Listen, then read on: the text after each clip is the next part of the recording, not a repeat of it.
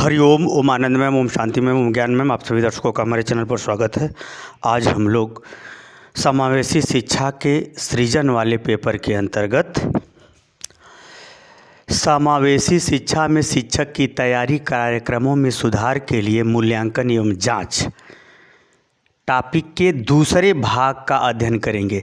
एक भाग में इसके एक पहलू की चर्चा की जा चुकी है, जिसमें सेवाकालीन अध्यापक शिक्षक की चर्चा की जा चुकी है। आज इस वीडियो के अंतर्गत हम इस टॉपिक के दूसरे भाग का हम लोग अध्ययन करेंगे।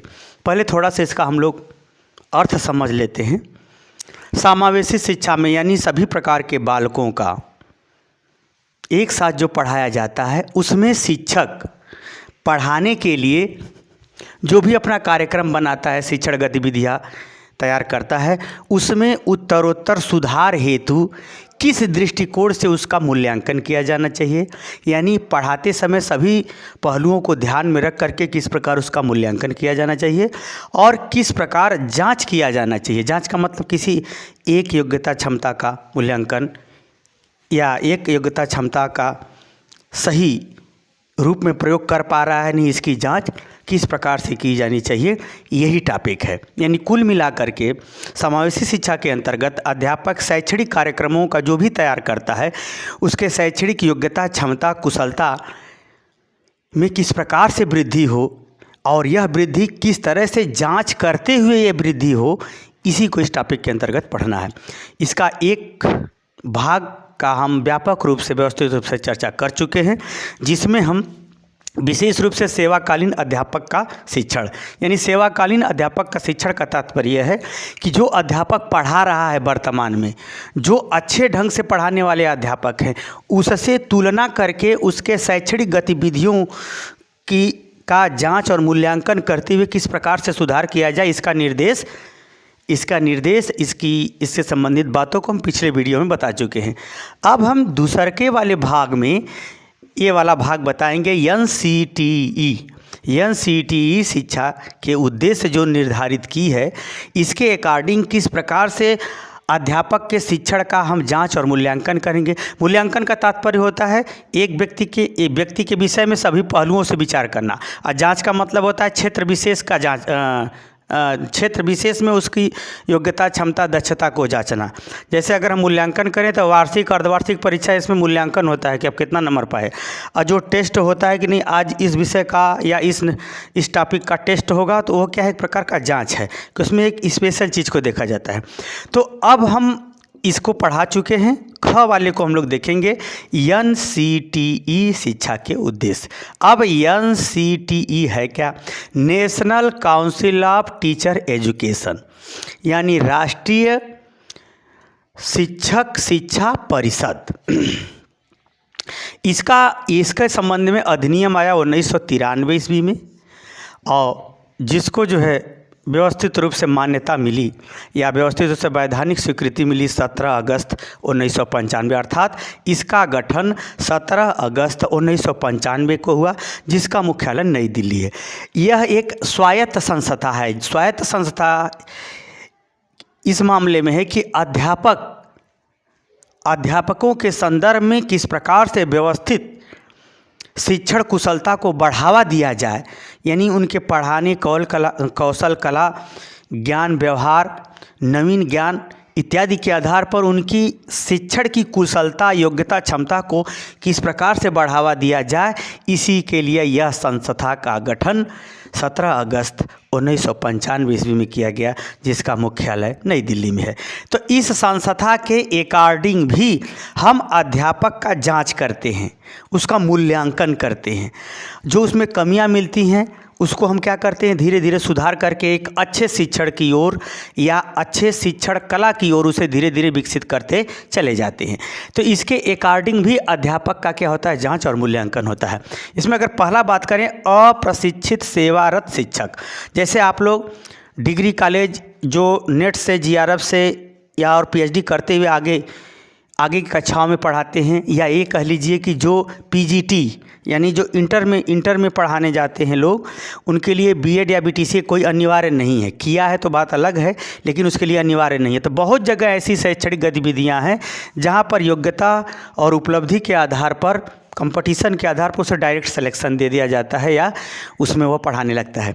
तो कुल मिलाकर के ऐसे अध्यापक जो अध्यापन का कार्य कर रहे हैं, पढ़ाने का काम कर रहे हैं, शिक्षण का काम कर रहे हैं, लेकिन वो ट्रेनिंग नहीं लिए हैं, तो ऐसे अध्यापकों के विषय में भी यह संस्था यानी NCTE जो है यह निर्देशित करती है कि ऐसे अध्यापकों को उनके विषय के अकॉर्डिंग, विषय में विभिन्न टॉपिक के अकॉर्डिंग जो नवीन कौशल कला आया है, नवीन तकनीकी आई है, नवीन ज्ञान आया है या पढ़ाने का जो नए नए स्वरूप इत्यादि आए हैं, उनको भी सिखा करके उनके शिक्षण योग्यता में विकास किया जाए, या जो अच्छे अध्यापक हैं उनके आधार पर ऐसे अध्यापकों को प्रशिक्षित करते हुए उनको अच्छे शिक्षण का के योग्य बनाया जाए या इनका जांच करके उनके में सुधार करने का प्रयास किया जाए। दूसरा, शिक्षक का कौशल क्षमता का विकास करना।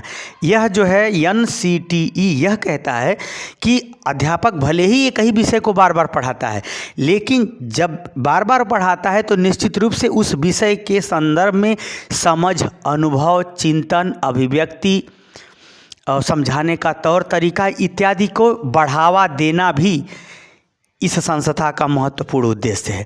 इस उद्देश्य के अकॉर्डिंग भी अध्यापक को देखा। जैसे एक अध्यापक है बिना पढ़े पढ़ाता है तो निश्चित रूप से वह अच्छा से शिक्षण की अच्छी कुशलता उसके अंदर नहीं होगी।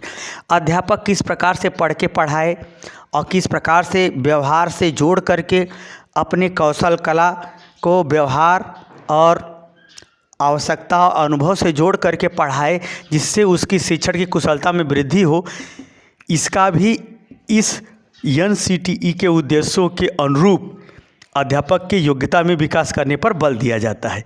इसके अकॉर्डिंग भी अध्यापक का मूल्यांकन होता है कि पहले की तुलना में अच्छा पढ़ा रहा है कि नहीं, पहले की तुलना में अच्छा व्यवहार कर रहा है कि नहीं, ये सब का भी जांच करना आवश्यक होता है, जिसके आधार पर जो कमियां मिलती है उसमें सुधार करके अच्छे शिक्षण के योग्य बनाया जाता है। आगे है नवीन भूमिका में नवीन ज्ञान। समय बदल रहा है, आवश्यकता बदल रही हैं, समस्याएं बदल रही हैं, तो जब समय परिस्थिति बदल रही तो निश्चित रूप से हमारा नई परिस्थिति के लिए नया कार्य भी होगा। भूमिका का मतलब कार्य करना क्या है, जिम्मेदारी क्या है। तो ये जो भूमिका है, जो कार्य है, नवीन परिस्थिति के अंतर्गत जो कार्य है, उन कार्य को करने के लिए नवीन ज्ञान से किस प्रकार से अध्यापकों को अवगत करा करके वर्तमान परिस्थिति के योग्य शिक्षण, ज्ञान इत्यादि उपलब्ध कराना भी NCERT का उद्देश्य था या उद्देश्य है, जिसके द्वारा अध्यापक को सिखा पढ़ा करके अच्छे शिक्षण के योग्य बनाया जाता है। अगर कोई कमी है तो उसका मूल्यांकन करते हुए अगर अध्यापक नवीन ज्ञान से जोड़ के नहीं पढ़ाता है तो निश्चित रूप से उसके अंदर कमी है, तो उस कमियों को दूर करना, उसमें सुधार करना और अच्छे शिक्षण के योग्य बनाना भी NCTE का उद्देश्य है और जिम्मेदारी भी। अगला है NCF, जैसे शिक्षा नीति है, जैसे 1986 की शिक्षा नीति, उस 1986 के बाद 1900 आगे भी आया था, 1986 के बाद शायद 1992 या 93 में उसका संशोधित रूप आया था। उसी तरह से NCF national curriculum framework NCF 2005 में भी निर्देश दिए गए थे बेसिक शिक्षा के संदर्भ में, प्राथमिक शिक्षा के संदर्भ में। फिर 2009 में भी कुछ इसी तरह से सुधार के संदर्भ में कुछ बातें सुनिश्चित की गई थी।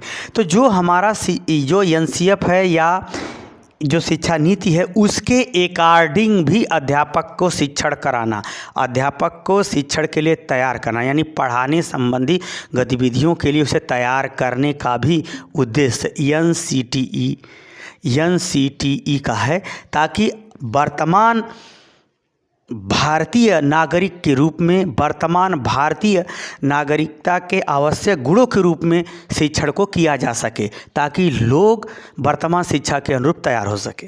तो इसके अकॉर्डिंग भी जो है अध्यापक का मूल्यांकन किया जाता है कि इसको ध्यान में रखते हुए वो सब शैक्षणिक गतिविधियों को या शिक्षण संबंधी गतिविधियों को अपना रहा है कि नहीं। यदि अपना रहा है तो उसे अच्छी बात है, नहीं अपना रहा है तो इस दिशा में उसे शिक्षण के लिए प्रोत्साहित किया जाता है। अगला है विशिष्ट शिक्षण। विशिष्ट शिक्षण का तात्पर्य है कि जैसे मूक बधिर बालक है, अंधा बालक है, या उसको दृष्टिहीन बाधित बालक है, या फिर पिछड़ा हुआ बालक है, या अधिगम बाधित बालक है, अनेक प्रकार के जो विशेष प्रकार के जो बालक होते हैं उनके लिए विशेष प्रकार की ट्रेनिंग, जो विशिष्ट बीटीसी, विशिष्ट बीएड किया जाता है। ऐसे संबंधी ट्रेनिंगों से या प्रशिक्षण से के योग्य बनाना या ऐसे प्रशिक्षणों से अवगत कराते हुए विशेष प्रकार के बालकों को विशेष शिक्षण गतिविधि अपना करके उसे अधिगम कराना या शिक्षा प्रदान करने संबंधी बातों से भी, व्यवहारों से भी शिक्षक को अवगत कराया जाता है या शिक्षक को शिक्षण के योग्य बनाने का कार्य एनसीटीई के उद्देश्यों के अंतर्गत किया जाता है। अगला है विषयगत शिक्षण। विषयगत शिक्षण का तात्पर्य होता है कि हर विषय का अपना एक व्यवस्थित मॉडल होता है पढ़ाने का। जैसे अर्थशास्त्र पढ़ाना है, भूगोल पढ़ाना है, इतिहास पढ़ाना है, सबका जो एक प्रकार से अपना एक अलग शैक्षणिक गतिविधि होती है। जैसे आप बीएड में या जो ट्रेनिंग आप लेंगे तो हर विषय का एक लेसन प्लान बनता है। उस लेसन प्लान में कुछ न कुछ भिन्नता मिलती है। हाँ, कुछ कॉमन भी रहता है लेकिन भिन्नता भी उसमें होती है।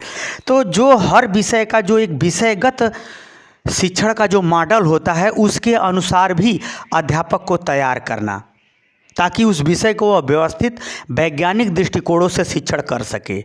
ऐसी बातों को बढ़ावा देना, ऐसी गतिविधियों को सिखाना, इसके अनुरूप उसे तैयार करना ताकि हमारा प्रभावशाली शिक्षण हो सके। यह भी उद्देश्य एनसीटीई का है, यानी national council of teacher education, यानी राष्ट्रीय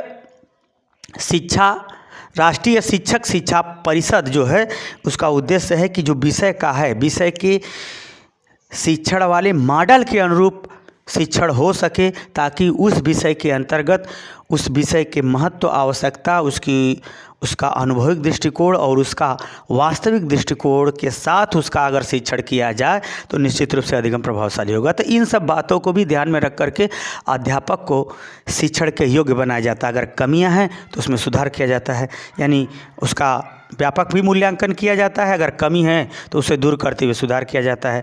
अल्पकालीन विषय यानी जांच भी किया जाता है, उसमें कोई कमी है तो उसमें भी सुधार करके उसको जो है एक अच्छे शिक्षण के योग्य बनाने का कार्य किया जाता है। यानी कार्य करने का भी उत्तरदायित्व एनसीटीई उठाती है या अच्छे शिक्षक बनाने के लिए उसे तैयार करती है। अब चलते हैं, कुछ अन्य भी गतिविधियां हम लोग देख लेते हैं जिसके अंतर्गत हम लोग एक अच्छे अध्यापक को अच्छे शिक्षण के लिए तैयार करते हैं। यदि उसमें कमियां हैं तो उसे दूर करते हैं। तो उसमें अगर हम देखें तो एक है एनसीईआरटी, यानी national council of educational research and training, जिसका गठन 1961 में किया गया, जो शिक्षा के व्यापक पहलुओं को ध्यान में रखते हुए शिक्षा में गुणात्मकता को बढ़ावा देती है। शिक्षा में क्या करती है? गुणात्मकता को बढ़ावा देती है। तो निश्चित रूप से शिक्षा के जो 3 महत्वपूर्ण स्तंभ हैं, शिक्षक, विद्यार्थी और पाठ्यक्रम। तो पाठ्यक्रम के अंतर्गत एनसीईआरटी कार्य तो करती ही है, परंतु एनसीईआरटी सिर्फ पाठ्यक्रम के तक ही सीमित नहीं होती, बल्कि वह कुछ गाइडलाइन भी शिक्षकों के लिए जारी करती है। विद्यार्थियों के भी योग्यता क्षमता को ध्यान में रख करके उसका सर्वेक्षण, परीक्षण, निरीक्षण करते हुए पाठ्यक्रम और शिक्षण की गतिविधियों को निर्देशित भी करती है। इसलिए जो एनसीईआरटी है, जो शिक्षा में गुणात्मक पहलुओं को ध्यान में रखते हुए शिक्षा का विकास करना चाहती है या करती रहती है, यह जो है तभी वो गुणात्मक पहलुओं का विकास कर सकती है जब उस गुण को, उस ज्ञान को, उस व्यवहार को शिक्षक के माध्यम से शिक्षण करा सके। तो इसीलिए यह जो है एनसीईआरटी 1961 में जो गठित किया गया है, यह अध्यापकों के लिए भी गाइड करती है। अगर अध्यापक एनसीईआरटी के अकॉर्डिंग पढ़ाता है तो निश्चित रूप से अच्छा अध्यापक है। यदि इन सीमाओं का उल्लंघन करता है तो निश्चित रूप से वह कहीं न कहीं एक उत्तम शिक्षण के लिए समस्या बनता है या कुछ न कुछ वो बाधा या अवरोध उत्पन्न करता है। तो इसके अकॉर्डिंग भी अध्यापक का मूल्यांकन जांच किया जाता है और उसमें इसके अकॉर्डिंग पढ़ाने हेतु से तैयार भी कराने का प्रयास किया जाता है। अगला हम बात करें एससीईआरटी, जो राज्य स्तर पर यानी state council of educational research and training जो स्टेट लेवल पर होता है, उसी तरह से जिला स्तरीय डाइट भी होता है। वह भी जो डाइट है या SCRT है, यह भी जो है स्थानीय स्तर पर या राज्य स्तर पर कुशल शैक्षणिक गतिविधियों हेतु अध्यापकों को ट्रेनिंग देती है, निर्देशित करती है, प्रशिक्षित करती है, ताकि एक कुशल शिक्षण द्वारा प्रभावशाली ढंग से शिक्षण करते हुए अधिगम को बढ़ावा दे सके। तो इसके संदर्भ में यह भी गाइडलाइन कहती है। इसके अकॉर्डिंग भी अध्यापक का जांच किया जाता है कि ये कहाँ तक एक विषय के अंतर्गत या किसी विशेष कौशल कला व्यवहार के अंतर्गत कहाँ तक सही उपयुक्त हैं और उनमें क्या कमी है, उसमें दूर करते हुए उनको एक सुधारात्मक प्रक्रिया के साथ कुशल शिक्षण या अच्छे शिक्षण को बढ़ावा देने संबंधी या तैयार करने संबंधी गतिविधियों का पालन कराया जाता है। तो ये भी है। अगला अगर हम बात करें शिक्षण पाठ्यक्रम, जैसे शिक्षण पाठ्यक्रम के अकॉर्डिंग भी अध्यापक का जांच मूल्यांकन किया जा सकता है। जो बीएड के पाठ्यक्रम है, एमएड के, डीएलएड और बीटीसी है, अब तो जो भी प्रशिक्षण शिक्षण संबंधी पाठ्यक्रम चलते हैं, उस शिक्षण संबंधी पाठ्यक्रम के अकॉर्डिंग भी अध्यापक का जांच और मूल्यांकन किया जाता है कि ये सही पढ़ा रहे हैं कि नहीं। जैसे प्रस्तावना प्रश्न सही पूछ पाते हैं कि नहीं, और उनका जो है विकासात्मक प्रश्न, व्याख्यान के अंतर्गत विकासात्मक प्रश्नों का प्रयोग कर रहे हैं कि नहीं, व्याख्यान कौशल का हर पहलू का ध्यान है या नहीं, श्यामपट्ट कौशल का ज्ञान है या नहीं, पुनर्बलन कौशल का ज्ञान है या नहीं, या ये हम बात कहें प्रश्न कौशल, प्रश्न पूछने की कला कौशल है कि नहीं। जो अनेक प्रकार के जो कौशल कला हैं माइक्रो टीचिंग के अंतर्गत, उसी तरह से जो पाठ्य योजना के अंतर्गत जो भी गतिविधियां या फॉर्मेट अपनाए जाते हैं, उसके अकॉर्डिंग अध्यापक का जांच परख किया जाता है। उसके अकॉर्डिंग भी देखा जाता है कि ये सही पढ़ा रहे हैं कि नहीं पढ़ा रहे हैं, विषय के अंतर्गत हर पहलू से समझ है या नहीं, कठिनता स्तर छात्रों के अनुरूप है या नहीं, इनकी बोली भाषा व्यवहार विषय के अनुरूप, विषय के शब्दकोश के अनुरूप है या नहीं, इत्यादि बातों को ध्यान में रख कर के भी उनका जांच परख किया जाता है। यदि कमी है तो उसको दूर करने का प्रयास किया जाता है और ख़ास तौर से उनको अच्छे शिक्षण के लिए तैयार करने का भी कार्य किया जाता है। तो इसके अकॉर्डिंग भी मूल्यांकन और अच्छे शिक्षण के लिए तैयार कराने का भी कार्य किया जाता है। अगला है दूरस्थ शिक्षा प्रतिमान। दूरस्थ शिक्षा प्रतिमान का तात्पर्य है कि अध्यापकों को इंटरनेट के माध्यम से, वीडियो कॉन्फ्रेंसिंग के माध्यम से या ऐसे ही गाइडलाइन इत्यादि इंटरनेट के माध्यम से जारी करते हुए उनको विषय के अंतर्गत या किसी विशेष कार्यक्रम के अंतर्गत या किसी अच्छे शिक्षण किसी विषय के अंतर्गत करने हेतु प्रोत्साहित किया जाता है, निर्देशित किया जाता है, बताया जाता है, ताकि अध्यापक जो है दूर से ही, वह जो दूर दराज के अध्यापक हैं या दूर से ही अध्यापक अपने विषय के अंतर्गत उत्तम प्रशिक्षण या उत्तम जानकारी या उत्तम कला कौशल को सीख सके और प्रभावशाली शिक्षण करते हुए अच्छे शिक्षण को बढ़ावा दे सके। अगर ये इसे बढ़ावा देगा तो ताकि जो है प्रभावशाली अधिगम हो, अर्थात शिक्षा का उद्देश्य पूरा हो। तो कुल मिलाकर देखिए भाई, मैं बीएड के ही स्तर से आपको सिलेबस पढ़ा रहा हूँ। ये मैं आपको क्या पढ़ा रहा हूँ, सिलेबस। उस तरह से एक होता है प्रोजेक्ट। क्या होता है प्रोजेक्ट के अंतर्गत भी इसमें क्या होता है कि उस क्या करना है, किस क्रम से करना है, किस स्थान के लिए करना है, किस रूप में करना है, उसका नियम क्या है, उसका फॉर्मेट क्या है, उसका जो है उसका नियंत्रण कैसे होना चाहिए, कंट्रोल कैसे होगा, और उसका परिणाम किस रूप में किस ढंग से आना चाहिए, या परिणाम का रूपरेखा क्या है। ये सब भी एक प्रकार का क्या होता है, ये भी एक प्रकार का अध्यापक के जाँच परख मूल्यांकन का आधार होता है। जांच परख मूल्यांकन का क्या होता है, आधार होता है। अगर उसमें कमियां हैं तो दूर करो और उसमें सुधार करते हुए अच्छे शिक्षण को बढ़ावा दो। तो कुल मिलाकर अगर हम बात करें तो हम बीएड स्तर से आपको हम सिलेबस पढ़ा रहे हैं, न कि कंपटीशन पढ़ा रहे हैं।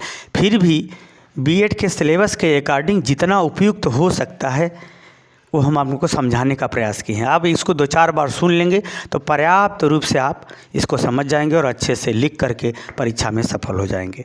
रह गई कंपटीशन की बात, तो शिक्षा का और छोर नहीं है, जिसमें ही आप आगे बढ़ जाइए, जिसमें ही कुछ विशेष हो जाएंगे, उसी आधार पर आपका भगवान कोई न कोई रास्ता दे करके सिलेक्शन दिला ही देगा। तो कुल मिलाकर हम ये कहेंगे कि अगर समझ में आ गया हो तो कमेंट बॉक्स में बताइए, और नहीं समझ में आया हो तो रहने दीजिए, और साथ ही मेरे चैनल को लाइक शेयर सब्सक्राइब कीजिए। हरिओम।